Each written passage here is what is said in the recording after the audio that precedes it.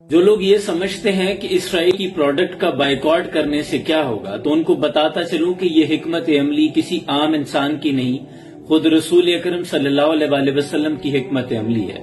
جب مرینی سے دور مدینہ منورہ سے باہر یہودیوں نے خود کو خیبر کے قلعوں کے اندر محصور کر لیا تھا، اور خیبر کے قلعے بہت مضبوط فصیلوں پر مشتمل تھے۔ اس کے آس پاس کی دیواریں اور فصیلیں اس قدر مضبوط تھی اور اس علاقے کی ساخت ایسی تھی کہ بقیہ زمین نیچے تھی اور خیبر کے قلعے اونچائی پر واقع تھے۔ ان کی سازشوں سے تنگ آ کر جب نبی اکرم صلی اللہ علیہ وسلم نے اپنے لشکر سمیت ان پر یلغار کی تو مشکل تب پیش آئی کہ جب یہ اگر نیچے سے تیر بھی برساتے تو تیر لوٹ کر واپس آ جاتے، پتھر بھی پھینکتے تو پتھر واپس آ جاتے۔ کئی روز تک محاصرہ جاری رہا، لیکن یہودیوں نے تمام ضرورت کا سامان لے کر اندر قلعوں میں رکھا تھا اور خود کو محصور کر لیا تھا۔ اب باہر سے حملہ کرنا بے سود تھا۔ کئی روز تک حملے کیے گئے لیکن سب کے سب بے سود ٹھہرے۔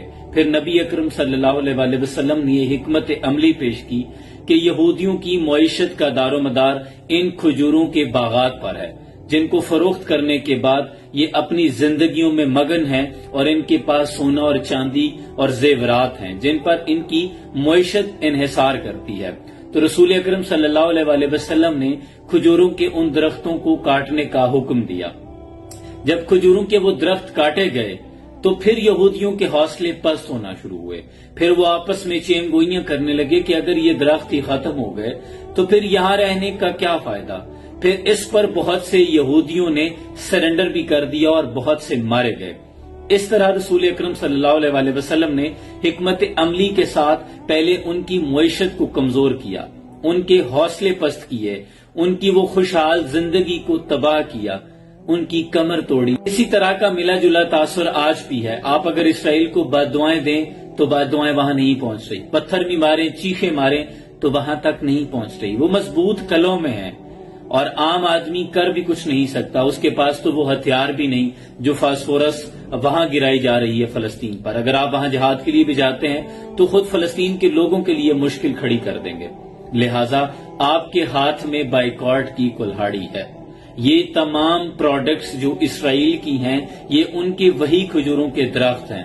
اگر آپ ان کو کاٹنا شروع کر دیں تو یقیناً اس کے اثرات ضرور پہنچیں گے۔ اس لیے ہر مسلمان کو چاہیے کہ ان تمام مصنوعات کا بائیکاٹ کرے جن کا ڈائریکٹ انڈائریکٹ تعلق اسرائیل سے ہے، اور کوشش کریں کہ یہ ساری پروڈکٹس آپ کے گھر میں نہ آئیں۔ آپ کو فلسطین کے بچے یاد آنا چاہیے، تو خدا کے لیے اتنا تو کریں۔ اللہ فرماتا ہے کہ جو مسلمان جتنی چھوٹی سی بھی نیکی کرے گا تو وہ ضائع نہیں جائے گی۔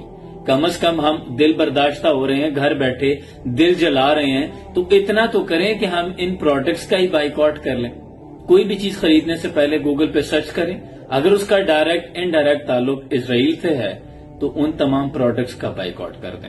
میں خود ایسا کرتا ہوں، اور برانڈ نکالتا ہوں، دیکھتا ہوں آنر کون ہے، گوگل پہ سرچ کر لیتا ہوں، 1.5-2 منٹ آپ کا لگے گا، اس کے بعد آپ ڈیسائیڈ کریں یہ چیز لینی ہے یا نہیں لینی۔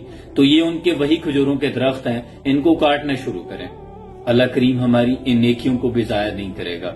باقی فلسطین کی مدد کرنے کے لیے اللہ امت مسلمہ کی جو قیادت ہے، 57 اسلامی ممالک کے پاس جو افواج کے لشکر اور ہتھیار ہیں، اللہ ان کو غیرت ایمانی عطا کرے کہ وہ مقابلہ کر سکیں۔